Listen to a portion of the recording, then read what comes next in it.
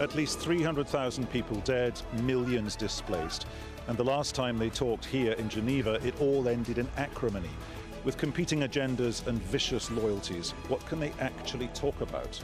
This is Inside Story.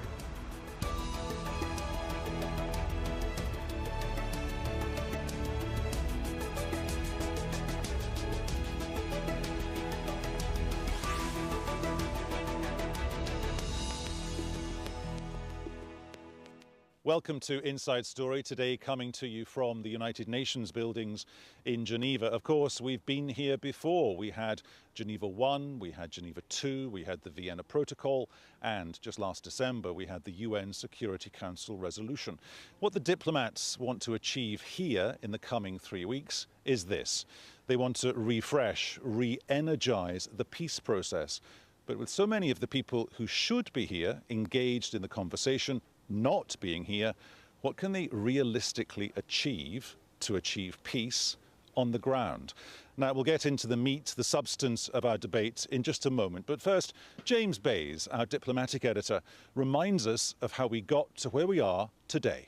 We've been here before, Peter. 2 years ago, there were talks between the Syrian opposition and the Syrian government here in Geneva. Most observers believe they collapsed because the Syrian government argued about the agenda and wasn't prepared to engage constructively. What's different this time? Well, the whole process is endorsed by the international community and by all the regional players. It took some time to get them together. They had to wait first for the Iran nuclear deal. But if you speak to diplomats, and like journalists behind the scenes, diplomats tend to be a little bit cynical, they'll tell you in reality the US is pushing for this process because it's so concerned about ISIL. That's its big concern. And on the European side, yes, they're worried about ISIL, but also about migrants. The opposition say that they are concerned because since there were talks 2 years ago, all they've seen is their situation get worse. More bombardment on the ground, more bombardment by barrel bombs, and now the Russians joining with their airstrikes, making it even more difficult. And opposition players will say that they've not been given by the US or any of its allies any sort of plan B if these talks fail as the last ones did 2 years ago.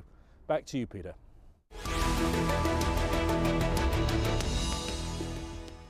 The thoughts there of our diplomatic editor. And we've come inside now to get the thoughts of our three guests here today on Inside Story. Let's just introduce you to them. They are Fatih Erel from Andalou, the government-funded news agency in Turkey, Randa Kassis, the Supervision Committee of Syria member, and also Maram Daoud from the Syrian Democratic Council. Randa Kassis, naively ambitious, surely, on the part of the UN, the US and everyone else to assume that everyone would come here to Geneva III, I guess that's what it is, and we could realistically be looking at an 18-month timeline of peace talks, a new government and elections. You know, I would like to be a little bit realistic. I think it's a short time to, realize all of this in 18 months. I think it will take more than 18 months. I hope that, it will take only 18 months because now we have, for now, we have some problem with the other delegation. We have a problem with our delegation because, as you know, Kurds are not, they haven't received any invitations yet. So, we insist of inviting Kurds. We're not only in favor, but we insist in this because I think, and I think other members of the Supervision Committee too, they think we can't achieve any results without Kurds. They control 15% of the Syrian territory, I think 15 or 17, between 15 and 17. So they control large area of northern Syria. So we have to deal with them. So without them, we can't do anything. Even the partial ceasefire, how we can have any results without them, without the northern Syria?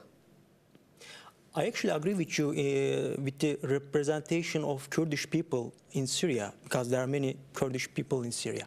But I don't think terrorist organizations which are related with Kurdish people should be part of Syria peace talks. You consider them terrorist. We don't consider them terrorist. They are. They you know, they are really, they play. According to actually US, EU, and many countries in the world recognize PKK as terrorist organization. And YPD is affiliated with PKK. And the only militias, the only militia that are fighting Daesh and al-Nusra, they are democratic Syria forces. Also, Russia and USA back forces of democratic Syria when they are fighting on the ground. Nowadays, about 16% of the territory controlled by democratic Syria forces, and the only militias that are secular militias are democratic Syria forces. Fatih, Erel, what's the Turkish narrative here? Because it's significant that the Syrian regime is on a plane as we speak. Everyone else is very much engaged with this process. As far as the Turkish government is concerned, you have one civil servant and one advisor. Your country's government hasn't paid these guys the compliment of even sending an elected politician to engage in this process. First of all, talks right now in Geneva between warring sides, opposition and Syrian regime. The Turkish representative in Geneva will be coming from Turkish Foreign Ministry. His name is Can Dizdar, and he's not going to be attending any peace talks. He's going to be following peace talks closely outside of United Nations. And I have to say that there are right now 2 million Syrian refugees in Turkey. And it's really big crisis for Turkey, as it affects Turkish economy, Turkish policy, Turkish lifestyle, and every way that it affects really badly right now in Turkish economy. And so Turkey really wants to solve the Syria crisis. And right now, because of Kurdish issue, which we have with terrorist organizations, we want to solve the Syria crisis while we are dealing with those Kurdish terrorist organizations. So it's really hard to solve. You know, you told just that the United States recognize PKK as PKK and PYD. That's what you said, yeah. They don't recognize YPD as terrorist organization, but PKK as terrorist organization. YPD is affiliated with. We're talking about YPD. So they are the branch is in Syria. So we know that the United States deals with them. They are attending, you know, to have a basis in this zone with the collaboration of PYD. So they are not for the United States, they are not as terrorist group. So if the United States and Russia and many countries consider the PYD, they consider that they play an important role in fighting the radical Islamists, and we need them in Syria. US officials pointed out that YPD will not be part of Syria talks. Also, they are with Turkey in that point. Let me add something. First of all, Turkey also get money from the telecom in the north of Syria. So we thanks what Turkish government do for the refugees, but also you know, there is no telecommunication in the north of Syria, We, as Syrians, on north of Syria, we use Turkish telecommunication, and also Turkish government get aid from the European Union and so on and so forth. As for PYD, the only forces that protect the borders on the north are Democratic Syria forces. There is only 90 kilometers, which is under control of FSA. It's not closed between Syria and Turkish. These 90 kilometers where the fighters, where the jihadis came from Europe to Syria. One point I just want to move our conversation on a little bit. Randa, Kassis, 2012, you're on record as saying it may be a surprise, it may not happen when we think it'll happen, but you were then predicting Assad will be gone by the end of the year. He's still there. And there is an incredible dichotomy here. Just in the past week or so, we've seen the regime get stronger. It's a lazy word as from a journalist, but he's winning. Okay, he's only got 15% of the country versus everything else, but he's still in the ascendant. How's he managed to pull that off? And arguably, a supplementary question, if the Russians stay as engaged as they are, he will continue to pull it off, surely. You know, as I know that we know that Russian, help the regime for now, but I know that Russian. They are looking for a real solution in Syria. So, political solution in Syria. And they can, the only force that they can impose something on the regime. Nobody can impose. Nobody, because the first ally is Russian, so it's Russia. So we have to find out a solution, or we have to keep discussions with Russian to to emphasize this political process. So I think, yeah, the first thing we have to deal with Russian and the interest of Russian that to change something in Syria. They can't really keep Assad in the regime so as now. How much frustration or anger, perhaps, does it generate in Ankara when the Russian foreign minister, Sergei Lavrov, in effect says, OK, guys, stop the clock. I want to broaden the agenda here. I want other people included, i.e. the PKK, because arguably the situation as we're living through it today with the PKK is a construct by Erdogan, because there were peace talks. The guys from the PKK were in Ankara. There were back-channel conversations going on. There were political deals being made. The quid pro quo was the PKK goes to northern Iraq and it stays there. And then Erdogan was going to get a bigger power base within the parliamentary system to do what he wanted to do. And then granted, the PKK reneged on that deal. And then there was a point when that relationship completely died. So in that sense, has Erdogan only got himself to blame? And also there's pressure from Moscow off the back of what happened to that Russian fighter jet not long before Christmas, New Year time. As you pointed out, the problem was right now between Turkey and Russia is the jet that we took down. After that event, the relationship between Turkey and Russia is going down, but we have to start over. We have to think about how to solve Syria crisis, because it's in our region.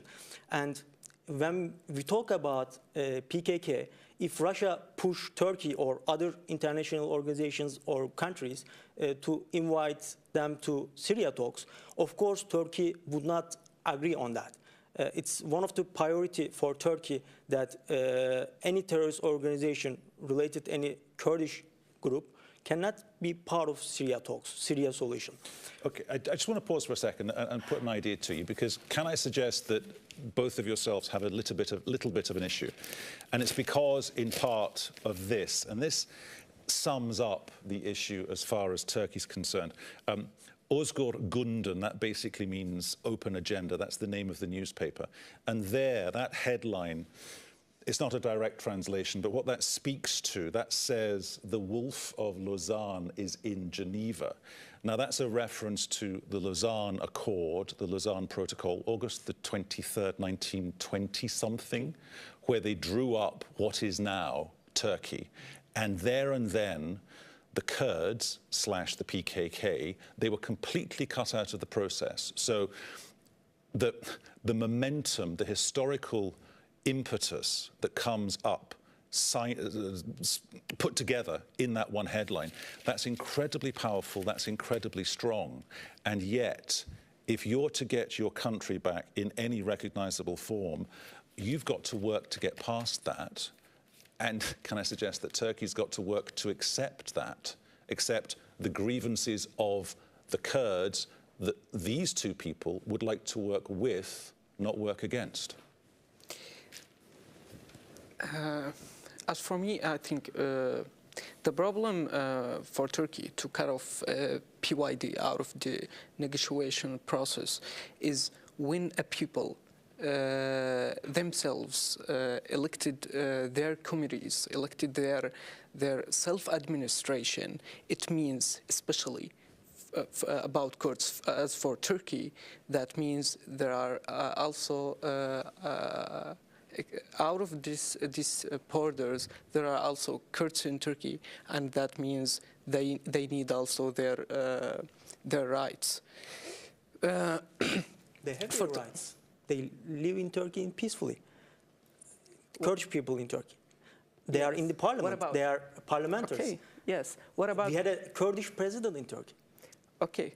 What about violations in Turkey in media?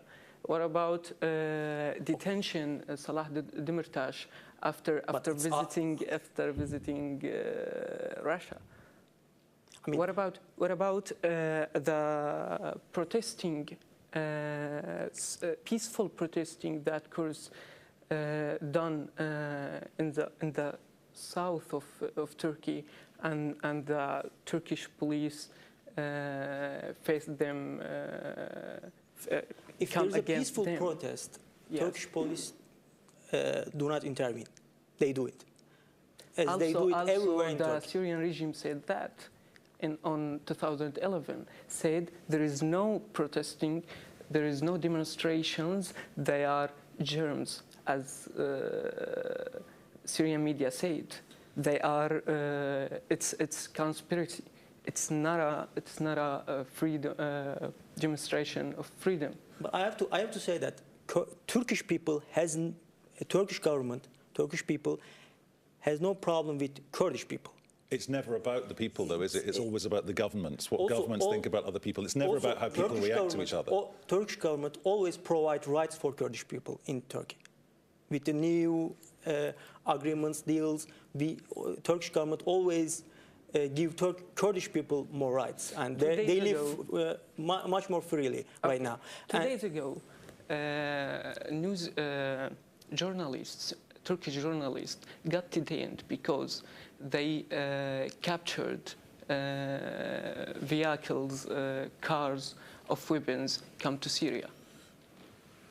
So those are particular issues, might happen anytime in Turkey. Is there another problem, though, and it's a problem not facing you, it's a problem facing you too. It is the language which is so important just now. I mean, we're hearing backpedaling going on a lot. That has an actual noise almost. It's the language being used by John Kerry, though. It's almost as if he's copied and pasted from something from the Kremlin. Instead of talking about transitional, he's talking about national unity. You're nodding, Randa. Explain this to me. Why is it that what Sergei Lavrov is obviously saying he wants to hear is coming out of the State Department? You know, yeah, we know that Americans promised, you know, to the other side of the opposition, so maybe Islamist one, because we're the secular one. So they promised them a lot of things. First, they promised them some arms, some munitions, some, you know, a lot of things. And the problem that Americans cannot do really what they plan to do. That's the reality. Because the only one that can do in Syria now is Russia. It's not even Iranian. It's Russia now. They control. They help the regime. They can impose anything. They can't do anything. So Americans just look to be present in Syria by aiding, by helping Kurds, by helping PYD. It's a question of a presence in Syria too. So, but is it a good idea to help Syrian regime by Russian government? By helping Syrian regime, it means they are weakening opposition, Kurdish people, Turkmens in Syria, also some other small minorities. The only thing that is really a good thing is now the regime cannot move without the authorization of Russia. So that means if really we're seeking to find a solution or to start a political solution, so Russia can impose on the regime because it's no decision, no more decision. Okay, hang on. The key to perfect negotiation, the key to perfect negotiation in any conflict zone is not knowing which side you are on. I'm not wishing to put words into your mouth, but you two obviously choose not to and cannot understand the other person's point of view. Staffan de Mistura today putting out a YouTube video to be broadcast in Syria, talking about stability, talking about dignity. How do you achieve that? Because you've got to achieve it through this process, because this process is the only process. As for us in the Council of Democratic Syria, yesterday we issued our vision about confidence-building measures. As for the resolution, UN Resolution 2254, after a month of the resolution, it has to be a report about the measures, how could be done. So for us, out of the negotiation process, the measures is other process, even we are in the negotiation process or not. We have at first get a ceasefire, even there is a negotiation process or not. We have a release detainees in Syrian prisons and also kidnapped in Jaish al-Islam and Ahrar al-Sham prisons. So as for us, we have to be completely applying the resolution 2254. Okay. The latest UN figures published this week show us that out of the total number of people on this planet, 1 out of 122 of them are on the move to another permanent location because of war and conflict. That's an astonishing statistic. I would suggest a huge proportion of that 1 out of 122 are the refugees caused by what's going on in Syria. A lot of them are being looked after by Turkey, and I'm not criticizing Turkey at all. Isn't there a vested interest for Turkey to do more and to engage or even talk about engaging with something like talking to the PKK? Right now, talking to PKK is not in the agenda of Turkey, in no case. But as you said, right now there are many people, Syrian people especially, moving out of Syria, and even the ones in Turkey trying to move to Europe. Turkey is expected to get $3 billion from EU countries, but still they didn't receive that money. So I believe in coming months there'll be more refugees coming from Syria to Turkey, and probably most of them will try to go to Europe by agency. And we'll see what's going to happen. I think Europe has to deal with refugee crisis as Turkey has been dealing with it last 5 years. as is the way with Inside Story, the clock has beaten us again, so it's time to say thank you to our guests. They were Fatih Erel from Anadolu, the government-funded news agency in Turkey, Randa Kassis from the Supervision Committee of Syria, and Maram Daoud from the Syrian Democratic Council. Thanks to you as well for your company. The debate continues, of course, on our Facebook page. You can tweet me. I'm at Dobbie1, or find me via AJ Dobbs. And you can also tweet the programme at AJ Inside Story. We're here tomorrow in Geneva as well, so join us for that if you can. From me, Peter Dobbie, and the team here in Switzerland, thanks for watching. We'll do it all again at the usual time tomorrow. Bye-bye.